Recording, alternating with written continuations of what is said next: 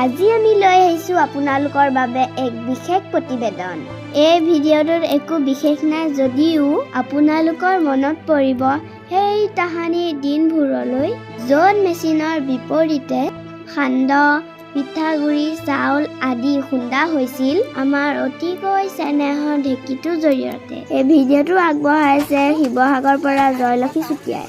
চকুৱা চাউলৰ মুড়ি ফুটোৱাৰ পৰা সান্দহ খুন্দালৈকে সম্পূৰ্ণ এই ভিডিঅ'টো দেখিবলৈ পাব। ভাপত দিওঁ, পিছদিনা ধানখিনি ফলা হয় আৰু একেটা ৰ'দতে শুকোৱা হয়।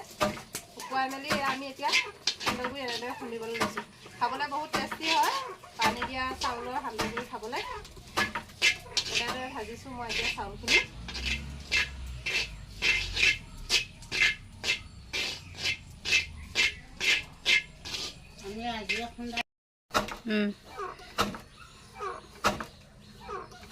মই সান্দহগুড়ি বনাই আছোঁ দেই।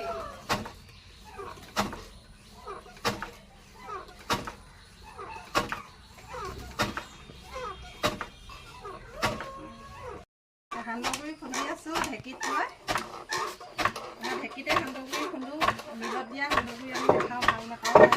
নিজৰ মিলত ঢেঁকী আছে সেইকাৰণে ঢেঁকীতে সান্দহগুড়ি খুন্দিবলৈ এনেদৰে। এতিয়া সান্দহগুড়ি খুন্দি শেষ কৰিছোঁ। এয়া সান্দহগুড়ি এয়া হ'ল এতিয়া। এনেদৰে হ'ল এইখিনি সান্দহগুড়ি। বহুত ভাল লাগে ঢেঁকীত খুন্দা সান্দহগুড়ি খাই। ইয়াৰ লগতে গুড় গাখীৰ লৈ খাবলৈ বহুত ভাল লাগিব। এইখিনি খুন্দিলোঁ সান্দহগুড়ি।